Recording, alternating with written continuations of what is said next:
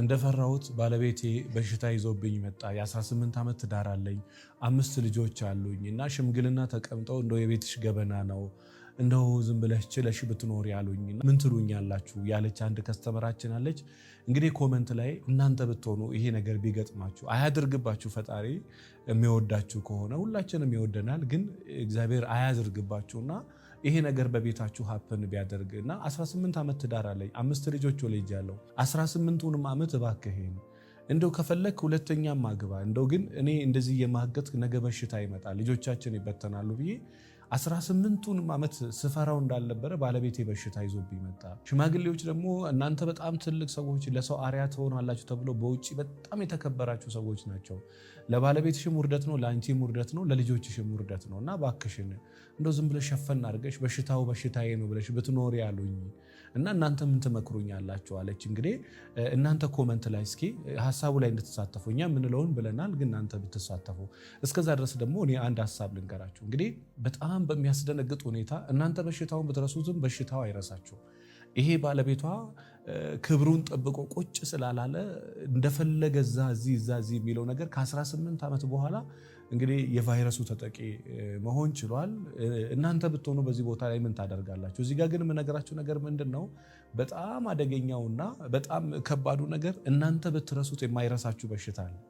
ልክ ሞት እኛ ብንተውም እኛ ብንረሳውም እንደማይረሳን ፈልጎን እንደሚመጣው ሁሉ ክብሩን ጠብቆ ከሚስቱ ጋር ጣጣውን የማይጨርስ ለትዳሩ የማይታመን 30 ቦታ የሚረግጥ ሰው በጠበቀው መንገድ ሳይሆን ባልጠበቀው መንገድ በሽታ ይመጣበታል። ይህ ምንም ጥያቄ የለም። በሽታ ወደ ትዳራቸው ያመጡ ሴቶች አሉ፣ በሽታ ወደ ትዳራቸው ያመጡ ወንዶች አሉ። ክብሩን ጠብቆ ማይኖር ከሆነ ክብሯን ጠብቃ ማትኖር ከሆነ 100% እርግጠኛ ነኝ። ምክንያቱም ከአንዱ የሆነ ነገር ተጠቂ መሆናቸው አይቀርም። እኔ የገጠመኝን ነገር ልንገራችሁ። በጣም ለማግባት በጣም እስከ 36 ዓመት የተለያዩ ጓደኞች ነበሯት እና በዛ የምትል ሴት ናት። በ36 ዓመቷ በህይወት ዘመኗ የምትወደውን ፍቅረኛ ስታገኝ ልታገባው ሽማግሌ ተልኮ ሊጋቡ ትንሽ ቀን ቀርቶ ምርመራ ልክ ሲመረመሩ እሷ ነፃ አይደለች። ምንም ማድረግ አይችልም። በቃ አመስግነው ስሟት ብቻ ሄደ። ስለ ሳምኳት ራሱ ፈራለሁ እስካሁን ድረስ እያለ በዛው መጠን ደግሞ በጣም ሰው ወዶ የማያድቅ ክለብ የሚያድር በጣም ውብ የተባለ ቢነገር የሚታወቅ አንድ ሰው ነበር እና የሚወዳትን ሴት አግኝተው ሊያገባት ቤተሰብ ምርመራ አለ። ልክ ቼክ ሲደረግ እሱ ነፃ አይደለም። እስከ ዛሬ ድረስ ቁጭ ብሎ ያለቅሳል። በህይወት ዘመኔ ካጣኋቸው አሁንም ከሚጸጽተኝ ስጦታዎች አንዱ እሷ ናት ይላል።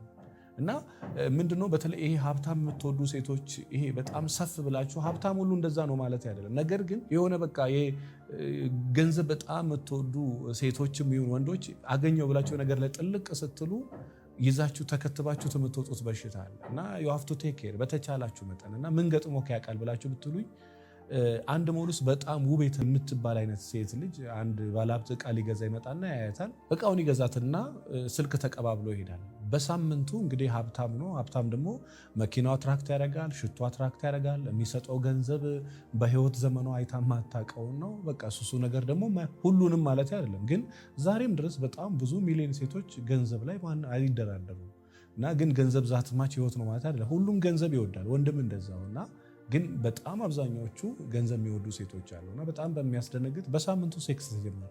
ወራት ሳይሞሉ ደግሞ አንድ ቤት ውስጥ በቃ ትዳር ነው ተብሎ እሱ ከሷ በፊት 2 ትዳር አለውና ሁለቱን ትዳር የፈታው በቫይረሱ ምክንያት እንደሆነ አልነገራት። ኖርኩ ስትል በሽታውን ተከትባ ቁጭ አለች። በኋላ ላይ ቤቱ መድኃኒት ስታይ በጣም መደንገጥ፣ ራሷን መቆጣጠር እስከሚያቅት ራሴን አጠፋለሁ ብላ ግብ እስክትል ግን እንደዛም ባይሆን እሱ በጥርስ ብሩሽ በምን እንትን ይላታል። እኛ ደግሞ የምንቀብጠው ነገር አለ የሆነ ከፍቅር ጋር የምናገናኝ የምትወደኝ ከሆነ የጥርስ ብሩሽ ለምን አትጠቀም? ኧረ እባክህ ከፍቅር ጋር ይገናኛል። ታገናኙታላችሁ። ይሄን በቃ ምን መወዳት ከሆነ እኔ በሷ ጥርስ ብሩሽ ነው የምጠቀመው። ይሄ ነው ፍቅር፣ ይሄ ነው እናንተ እንደዛ ነው የምትረዱት። በጣም ብዙ ሰው የማይገናኝ ነገር ያገናኛል። የምትወደኝ ከሆነ ምን ያገናኘዋል? ፍቅር እኮ ፈተና አይደለም። እንዲህ የምትወደኝ ከሆነ እንዲያደርግ አይባልም። ሲጀምር ፍቅር ውስጥ ያለ ሴት እንደዚህ አትልም። ፍቅር ውስጥ ያለ ወንድ እንደዛ አይልም። ምንም ይሄ የጥርስ ብሩሽ በግሌ ነው የምጠቀመው፣ እሷን በግሏ ነው የምትጠቀመው። ይሄ ከፍቅር ጋር የሚገናኝ ነገር ይሄ የልጆች ነው። ይሄ ሁሉንም ከፍቅር ጋር ማገናኝ ስለምንፈልግና ሰውየውንም ህይወቱን እንደሚሰጠን ማረጋገጥ ስለምንፈልግ ህይወት የሚሰጠው ለክርስቶስ ነው። ይሄን እርግጠኛው ነው። ህይወት የሚሰጠው ለእግዚአብሔር ነው። ለሰው ሙሉ ህይወታችንን እንሰጣለን፣ ጥያቄ የለው።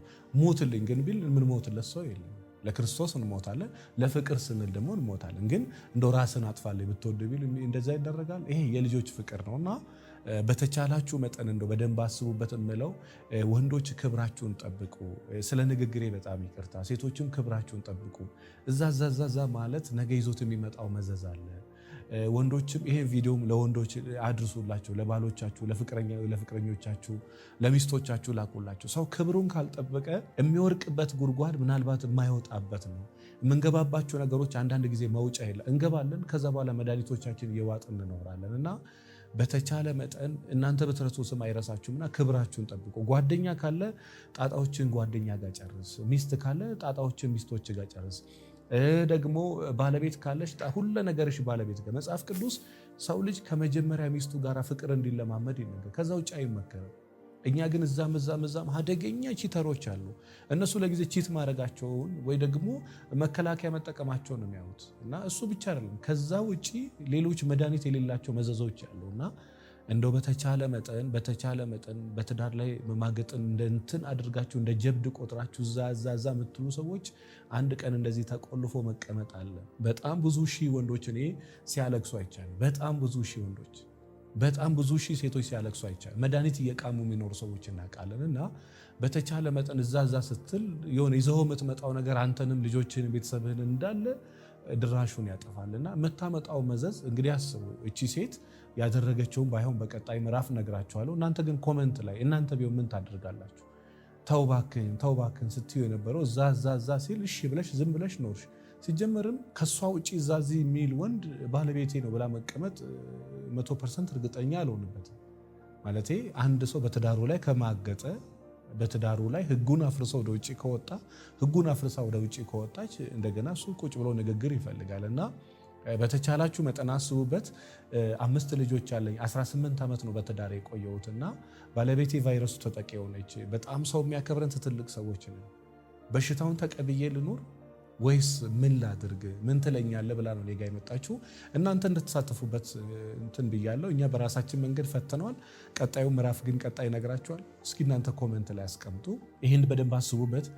ባልና ሚስቶች ሆናችሁ ደግሞ ከአቅማችሁ በላይ የሆነ ችግር ገጥሟችሁ በጣም ፈተና ላይ ትዳራችሁ መበተን ላይ መከባበር፣ መደማመጥ፣ መተሳሰብ ጠፍቶ ንቀት ቤታችሁ ውስጥ ከበዛ ከአቅማችሁ በላይ የሆነ ችግር ካለ ፍርድ ቤትም የትም ቦታ ከመሄዳችሁ በፊት በጣም በሽማግሌ ሞከራችሁ ከአቅማችሁ በላይ ከሆነ ወደ መልህቅ ጎራ በሉ። 09774050 ላይ ደውሉ።